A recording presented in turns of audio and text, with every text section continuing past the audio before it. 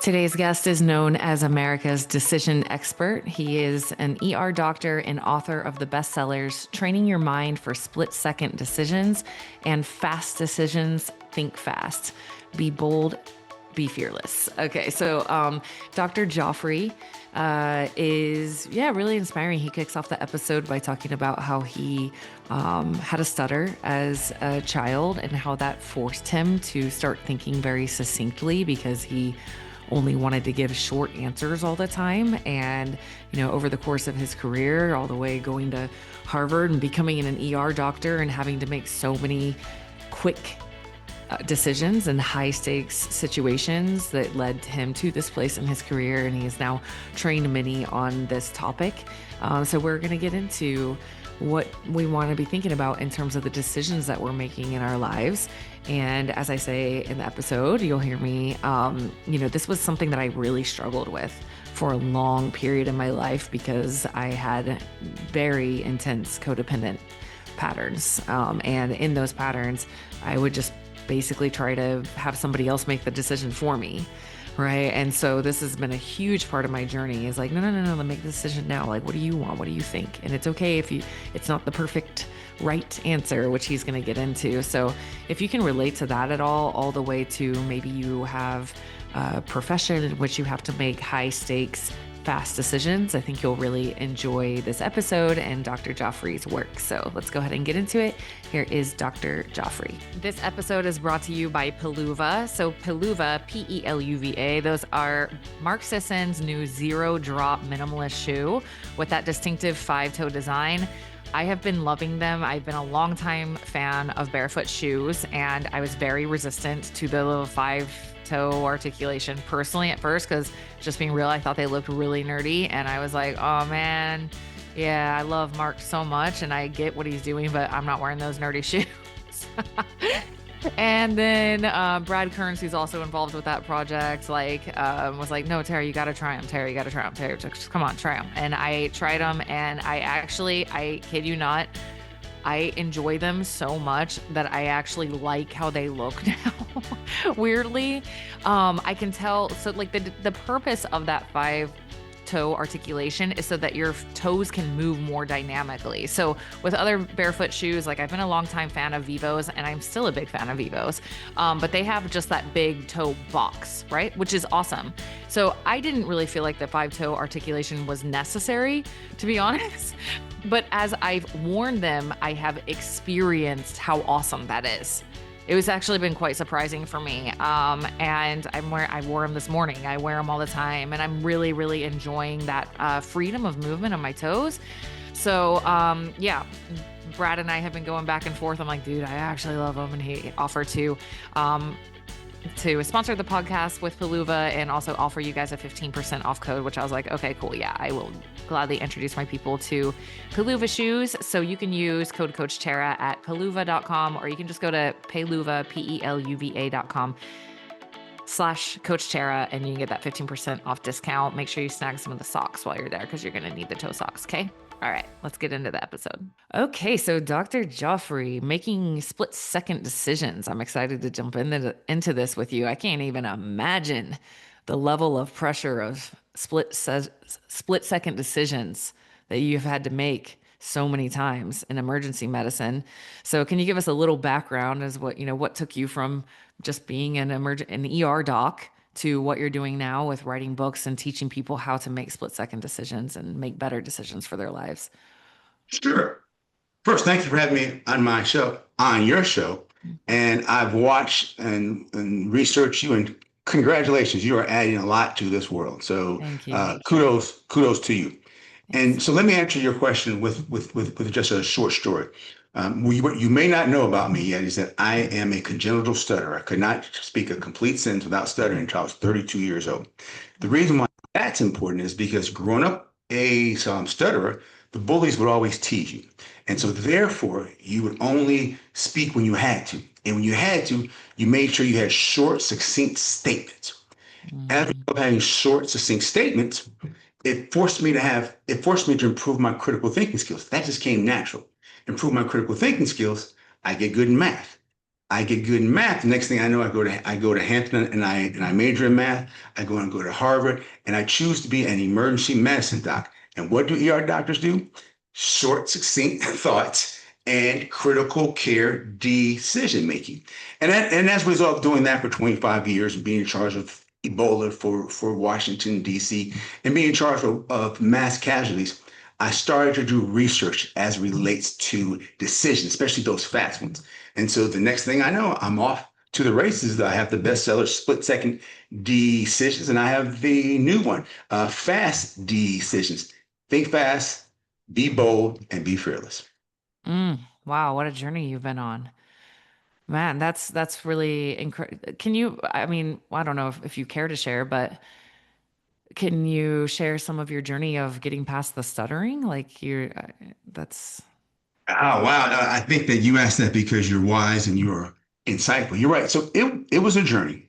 And what I would highly encourage your audience to like think about, not everyone's going to be able to manage this or to handle this, is that when you're going through something, you may not realize it, but it's for your good. Meaning that God, because we have a good God, everything that happens to you is for your good. It mm, just may not be your immediate good. And so while I didn't land my plane, let me land it now. Without the stuttering, I never would have built the skills necessary to be an ER doctor. And while I was going through it, I didn't know it.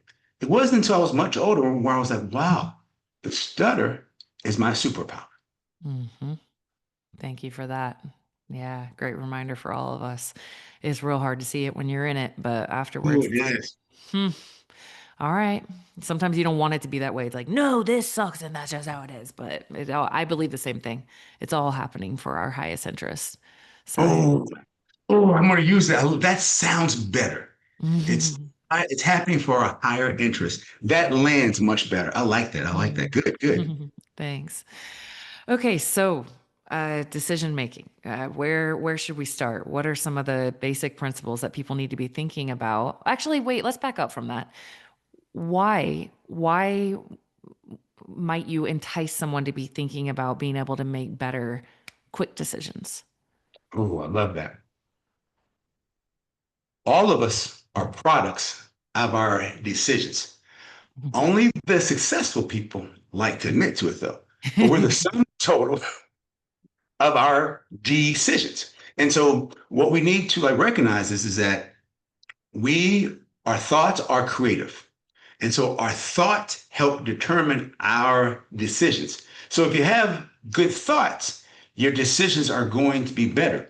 And I need to end where I finish. We're the product of our decisions. And most people think the goal is for a decision to be right or wrong.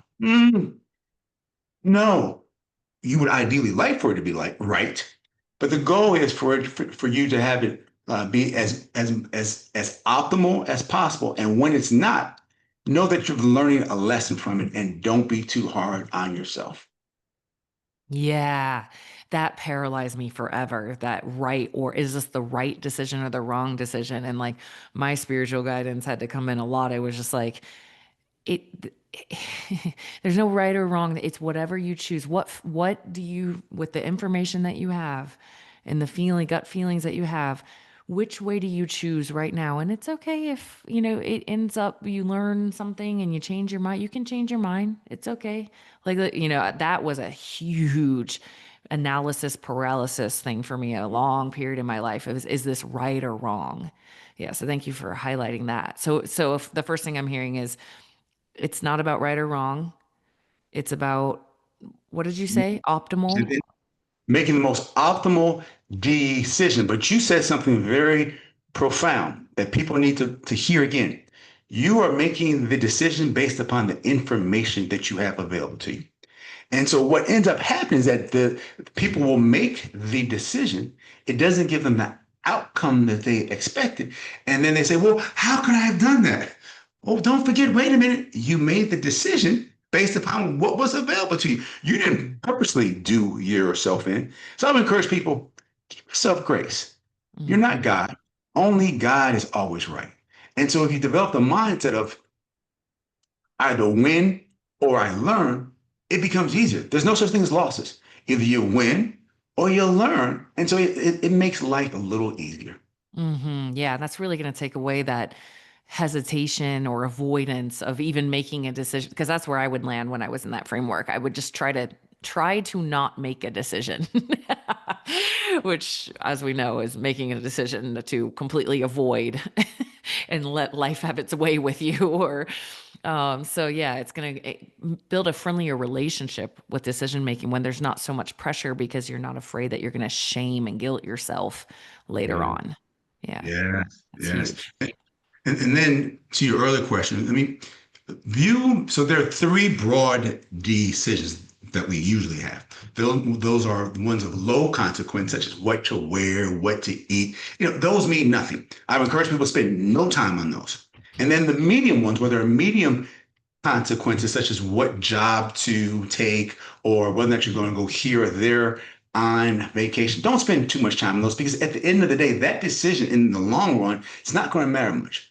But it's those decisions, the third category, where there are severe consequences: who to marry, whether or not to have a child, whether or not to buy a new house, and where. Those are the decisions that you want to spend most of your time on, because otherwise you're going to experience decision fatigue. My point is, spend time on those decisions that matter. The low and medium rarely have a long-term consequence to you. Mm. Okay, so when somebody's in that moment where you have to make a split second decision, right? Like it's like you don't get to sit there and mull about this, and I can't even imagine how many of these you have had as an ER doctor. What do people need to consider as what's happening inside of them that determines how they make those decisions? Oh, there's a whole neurotransmitter process going on. But let me just give people one framework that I would recommend. It's called the DPD framework. And that's deep breathing, pause, and decide. Let me Mm, explain. The deep breath gives your mind access to a part of your brain called the locus ceruleus that slows your heart rate down. It also gives your subconscious access to your hypothalamus. That's your emotional center. Pause. 92% of our decisions are emotional. Unpause. So the reason why you want access to that is you want to slow that down and make sure that you control it. So you take a deep breath, and the deep breath does all that. Then you pause, and then you decide. People say, well, mm, is it that easy? Yes. Because what ends up happening is, if you wait too long, a different part of your brain takes over and fear sets in. So now all of a sudden you are confused. So if you just take a deep breath, pause, and decide, and by the way, the deep breath also gives you access to your subconscious. And your subconscious, it remembers everything that has ever happened to you, everything you've already read. And so the decisions are already there. You just have to access them. And the deep breath gives you a moment. yeah. Yeah. One of my favorite quotes is it's from like a Sherlock Holmes TV show, but it says, intuitions represent too many data points for the conscious mind to comprehend at once. Love it. That's exactly it. That is exactly it. That's So exactly it. yeah, so there's an aspect of what I'm hearing and what you're saying of like trusting your gut, but what that really is not letting the analytical mind and fear take over. It's embracing or utilizing all of those data points that are going to give you that immediate knowing before you can start over analyzing and getting an analysis paralysis and all of those kind of issues.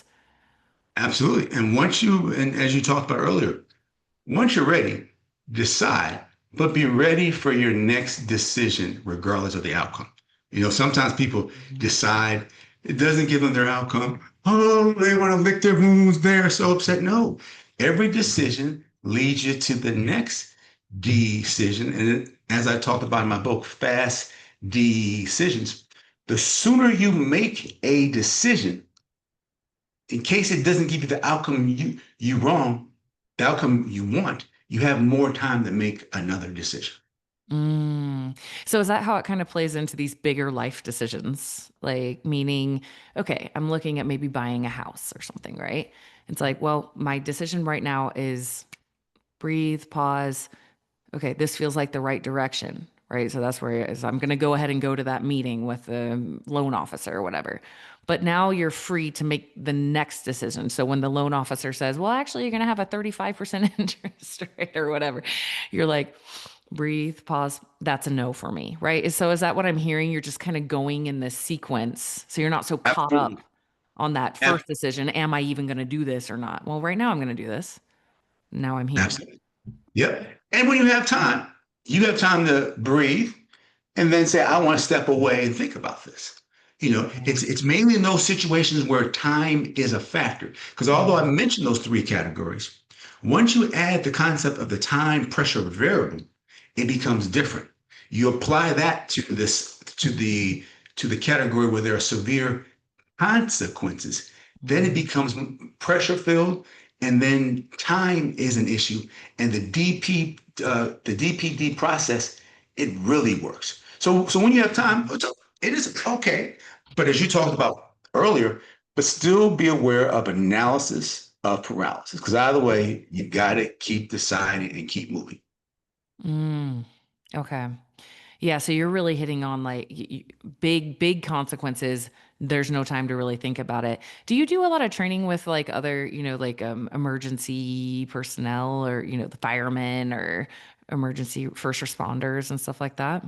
In fact, I used to be responsible for all the 1,300 firefighters in Washington, D.C., and I trained all of them. And I've trained, done about 30 to 40 sessions where I train first responders, and they are good, but sometimes they need coaching because they're always worried about someone looking over their shoulder and second guessing what's going to happen. And you can imagine being an ER doctor, everyone's always second guessing this. I would have done this, I would have done that. Yeah. Well, if I had hours, I would have done that too. But I Hmm. only had about 30 seconds to decide, am I going to give them blood or am I going to give them IV fluids? What's my point is that people are always going to second guess you. But here's the point: what other people think about you is none of your business because you can't control their thoughts, right? So Right. you have to do what's optimal for you and be comfortable with you. Mm. Okay, so you're kind of hitting on something that I would like to explore more of what keeps us, what blocks us from me. So one of them hearing is this fear that other people are going to judge me for the decision that I make. What other kind Mhm. of blocks do you find come into people's psychologies and being able to make quick decisions? Do you mind if we stay with fear for a moment and I make a few comments about fear? Yeah. So fear is a big one. Let me tell you why. So they say we have 27 different human emotions, 27 different human emotions. And so let's just look at that. So there's love. God created love. And so that we could experience love, he created fear. Because if you don't have two, you don't know what love is. So therefore, he like created fear. We were only born with two natural fears: the fear of loud noises and the fear of falling down. That means that any other fear you have was self-created. And if it was self-created, you can fix it as well. And what the reason why that's important is that some people are sitting there and think, well, she did this to me. He touched me. He left me. And while that is unfortunate, I'm very sorry about that. You still have to be able to move past fear because we only have two natural fears. Any other fears were self learned, self created, regardless of the circumstances. You still have to be able to move past fear. Mm. Did I answer did I Yeah, answer yeah. your Fear, question? fear paralyzes. So yeah, I mean, I guess that's probably they all would root to fear, because to me, like once we're out of, I look at fear as separation from God or source or universe or however people look at it, right? Like love is like you're here. And then if it's a spectrum and you can move further away from that, that's fear. So anything that's going to be causing you to feel paralyzed or unsure or just in all these energies that don't serve us, you're just going to feel be more separate from that. But when you're in that closer to God or universe or source or whatever people call, like you are going to have a lot more clarity in that space. So fear probably sums it up. Here comes up and faith. Because everybody, I'm sure, Coach, I'm assuming you have experienced this with like some of your clients. Everyone says they have faith until their faith is tested, Yeah. right? And so having faith that everything is going to be all right, or that the world's working for your good, helps you overcome fear. Because don't get me wrong, we all have fear. Um, Quick story: I was working at a trauma center in Hagerstown, Maryland, about 2 months ago. I went to go see the patient. The chart said laceration to his nose. Okay, cool. I go see him. There's a guy standing next to this guy. The guy is like on a stretcher, and I said, he got something on his nose. I said, so can I see your nose? He pulls it up, and he has a big laceration through his nose. I said, what happened? He said, as I was stabbing this guy, he wouldn't let me stab him. So he kept biting me, and he bit so part of his nose was off, and he Wow. was serious. And so I said, seriously, tell me what happened. And he jumped at me. So why don't you believe me? Felt fearful of me because, as it turns out, his story was true. The point of that is that we all experience fear in some kind of way, but as long as you're able to move past it, because often fear comes up at unexpected times. Hmm. Yeah. And that's why it's so important to have that connection to self, right? I imagine in that moment, of course, you're going to feel fear when someone's says that and starts kind of coming at you a little bit. That's a natural reaction. But the connection to yourself is what helps you navigate that in a more grounded and centered way. Connection to how did you just phrase it? A connection to God. And I know that right, God is always working for my good. And right. knowing that means that, hey, I always have to move past fear.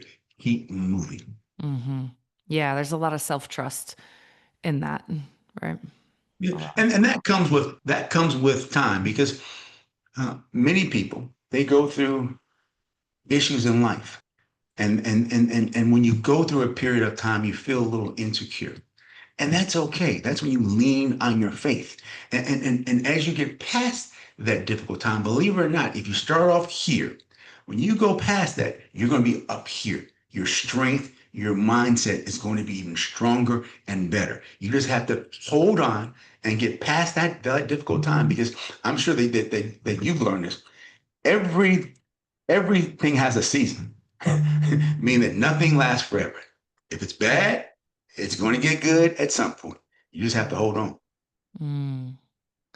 I'd like to change gears with you a little bit because I saw an article that you wrote about things that are vying for our attention and stealing our attention. And I think this is very closely interwoven with our ability to make decisions, right? Because I don't know about you, but if I'm scrolling social media, I'm not really thinking about the important decisions I need to be making for my life. And do you know the article I'm talking about with like the Yes. phones and screens? Would you mind sharing your thoughts about all that? So in life, we have a certain amount of attention, energy, and time. And so if we allow scrolling, cell phones, friends to disrupt that, it limits our ability to make decisions. Why? Because we are distracted. For example, studies show that, for instance, for anybody who does intense work, just having your cell phone in the room with you, in the same room with you, it decreases your productivity by 43%. Wow. Whereas if you put it in a different room, you're not distracted. Your mind is free and you're able to focus on and make decisions about what you are working on. Let me land my plane. Making sure that you limit your distractions is key, whether that's a phone or whether that's even toxic friends, toxic relationships. You've got to limit that so that you can maximize you.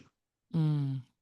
Yeah, I like that you're talking about even when you're hanging out with people, there's like an internal skill required there of like, can I be with others? And this is when one I've really had to work on in my life of like, especially with my kids or, my good friend. It's just like, I am so dropped in. I just lose all sense of anything else outside of that moment. But I've had to learn the skill. It's kind of a little bit people pleasing or codependency trickling in there where would often like stay up much later than I normally would. I'm not thinking about the fact that I need to get up early and, I'm just kind of lost in it. Right. And I realized that was a skill I needed to develop in myself of being able to make those decisions, even when I'm dropped in. And that's all beautiful. And that's great that you're dropped in with your friends and family, and being able to like stay connected to self enough to make those decisions of like, yes, this is really fun. And I'm going to go to bed at 9. So like now I'm going to have to say, hey, I know we're watching this movie, but I got to go to bed. Right. That kind of decision making stuff I've noticed like needs to be a part of even social interactions, right? Being connected oneself that way. Any thoughts on that?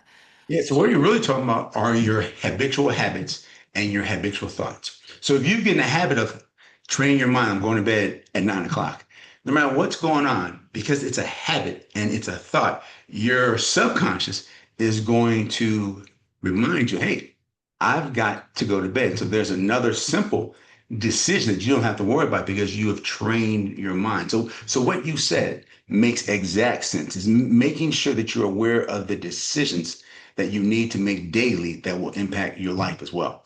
Mm.